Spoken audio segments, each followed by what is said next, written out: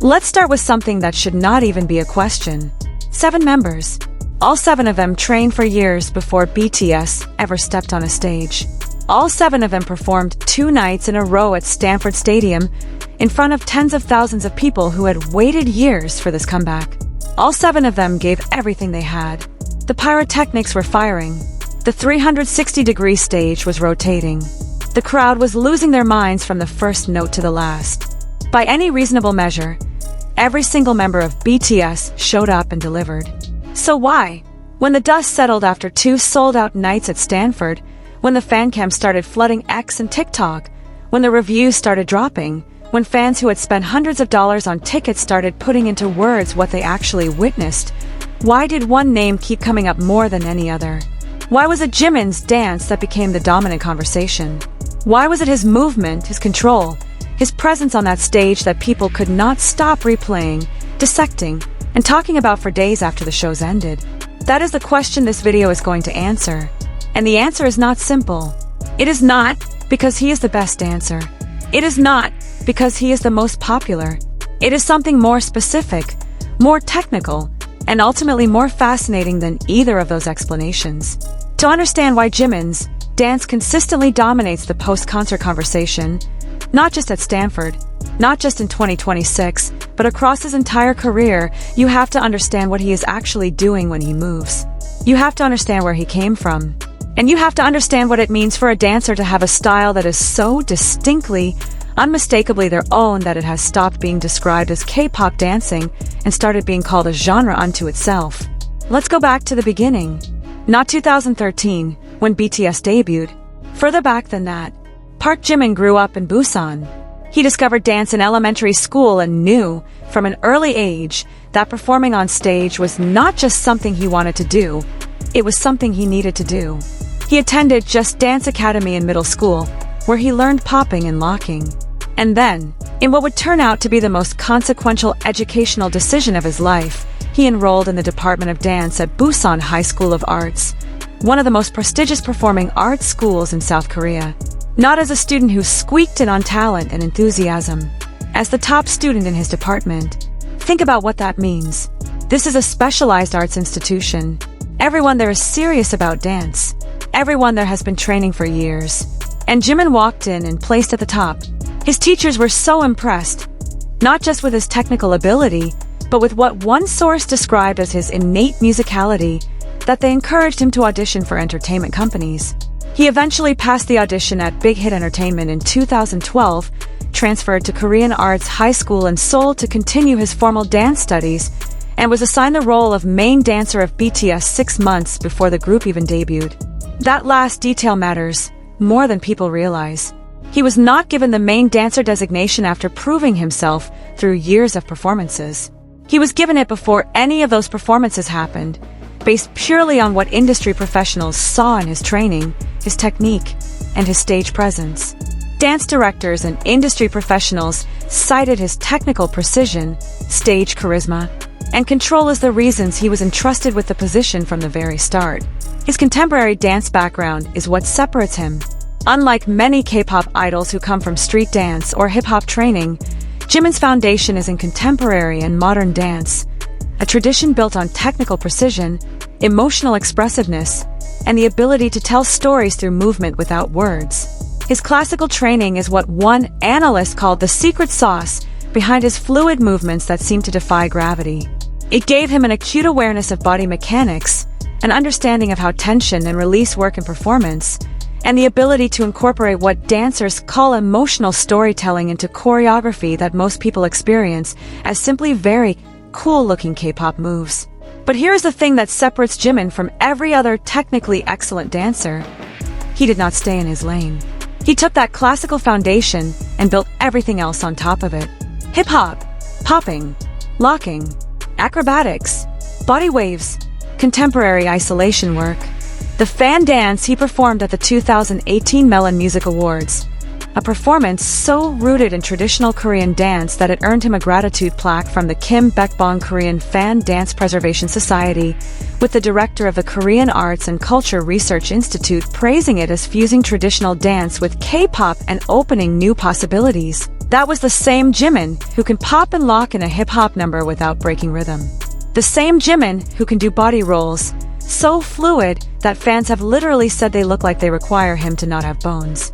The same Jimin who, in the BTS documentary Burn the Stage, admitted to being so much of a perfectionist that the smallest mistake on stage made him feel physically guilty. Contemporary dancer Kim Sun-hee, who published a formal analysis of Jimin's dance technique, described what he does in technical terms that are worth understanding. She observed that he uses tension relaxation techniques to eliminate unnecessary tension in his upper body while simultaneously grounding his lower body, resulting in a stable performance that most well-versed dancers cannot instinctively express. She noted that his movements reflect what movement theorist Rudolf Laban described as the four main elements of movement: body, effort, shape, and space. And she concluded with something that is both a technical observation and almost a philosophical statement. Jimin is one of those dancers who can command a gaze with the flow of his body, something she said is overlooked by many dancers today. She called him a charming idol who can express his own inner body as a performing artist on stage without limits or genre. Without limits or genre. That phrase is the key to understanding what happened at Stanford. The Arirang World Tour is a different kind of BTS show than what fans saw during the Permission to Dance on Stage era. The production is enormous. 360-degree in-the-round staging, pyrotechnics on every end of the extended runways, walls of LED lights, rotating center stage, but the choreography itself is looser. More intentional space has been built in for individual expression. A review of the Stanford shows noted that the format gave the vocalists extra prominence. Jin, Jungkook, Jimin, and V were able to let go without worrying as much about staying in lockstep. For a dancer of Jimin's caliber, this was not a concession. It was an opening, and he walked through it. 2 nights in a row at Stanford Stadium, in front of a combined audience of roughly 100,000 people, Jimin moved in ways that are genuinely difficult to describe in words, which is probably why so many people just kept sharing the videos instead. The impromptu pop-lock cipher during Dynamite, when Jimin and V and Jungkook spontaneously fell into freestyle movement, while Jin hilariously ignored the directive and stuck to the original choreography. That moment was not staged. It was not in the script. It happened because 3 people who have been dancing together for over a decade felt the energy of the room and responded to it in real time. And when Jimin's version of that freestyle started circulating online, it was the one that people could not stop watching. Why? Because of what Kim Sun-hee described. The flow, the gaze command, the way he uses his body to tell you something that words cannot quite reach. GEO.TV, covering the Stanford shows, described Jimin's warrior styling, soaring vocals, and effortless dance moves as dominating fan chatter online after both nights. Effortless is the word that keeps appearing in descriptions of his dancing, and it is worth pausing on because it is technically not accurate, and yet it is exactly right. What Jimin does is not effortless. The tension relaxation technique Kim Sun-hee analyzed is, paradoxically, the result of enormous effort and discipline. The reason his movements look like they require no work is precisely because he has done so much work that the work is no longer visible. He trained 14 to 15 hours a day as a trainee in Seoul. He is a member BTS colleagues identify as the one who stays in the practice room latest, the one who runs through a routine again after everyone else has gone home, the one who, by his own admission, cannot let go of a mistake even when the performance has been objectively flawless to everyone watching. This is the paradox of Jimin's dance. The effortlessness is the product of relentless effort. The freedom is the product of years of discipline. The spontaneity is the product of a technical foundation so solid that real-time creative decisions can be made safely within it. In February 2026, just weeks before the Arirang album dropped and the world tour began, Star News Korea reported the results of the global voting site Dabeam's Top 100 Best Male Dances 2026 poll. Jimin ranked first. Not for the first time, for the 8th consecutive year since 2019. In a separate poll, conducted by global voting app Kuki, he ranked first with 2,173,584 votes and 94% support. Billboard once described him as the king of modern dance. Glitter magazine remarked that his dance seems to transcend emotion and facial expressions into an artistic form. That last phrase, transcends emotion and facial expressions into an artistic form, is doing a lot of work, but it is pointing at something real. When most performers dance, you watch their face to understand what they are feeling. With Jimin, you watch his entire body. His arms communicate something. The angle of his head communicates something. The way he plants his weight into the floor before a movement, or deliberately does not plant it, leaving everything in suspension, communicates something. He is not dancing the choreography. He is inhabiting it. And there is a difference between those two things that becomes absolutely unmistakable when you are watching it happen live in a stadium of 50,000 people who can feel the difference, even if they cannot name it. BTS has 3 members who are formally designated as the dance line: J-Hope, Jimin, and Jungkook. All 3 are exceptional. J-Hope is the group's official main dancer and functions, in a former idol trainer's words, as the maestro of the stage, the one who knows how to let other members shine by managing the choreography's balance. Jungkook is an athlete of dance, powerful and precise, with a physical capability that is frankly intimidating. These are not backup dancers. These are world-class performers. And yet, 2 nights at Stanford, the conversation kept coming back to Jimin. This is not a new phenomenon. It has been happening at every BTS concert for years. At the Permission to Dance on Stage Seoul concert in March 2022, Jimin freestyled a body wave during Airplane PT2 alongside J-Hope, and the clip accumulated 2.6 million views on Twitter within days. Not the full concert, not a highlight reel, just that one moment of spontaneous movement. At the yet-to-come concert in Busan later that same year, his fan cams went viral within 24 hours, some accumulating millions of views, while others hit hundreds of thousands. The pattern is so consistent that within the ARMY fandom in Korean media, he has long carried the unofficial title of Concert King, the member whose live performances consistently generate the most post-concert online activity, regardless of what the setlist was or which songs he was featured in. The Arirang tour has not changed that pattern. It has amplified it, because the tour is bigger than anything BTS has done before. 85 shows, 34 cities, the largest K-pop tour in history. Every performance is being seen by more people, documented by more cameras, analyzed by more viewers than ever before. The scale means the conversation is louder. And when the conversation is loudest about one specific thing, that specificity is telling you something. What it is telling you, after 2 nights at Stanford, is the same thing it has been telling you for years. ParkJimin moves in a way that is impossible to look away from. He has spent his entire life, from a dance academy in Busan to the top of the modern dance department at one of South Korea's most prestigious art schools, to 14-hour training days in Seoul, to thousands of hours of practice that he has never stopped adding to, building a body that is a precision instrument for a very specific kind of artistic expression. The kind that does not just execute choreography, but inhabits it. The kind that does not just follow a routine, but speaks through it.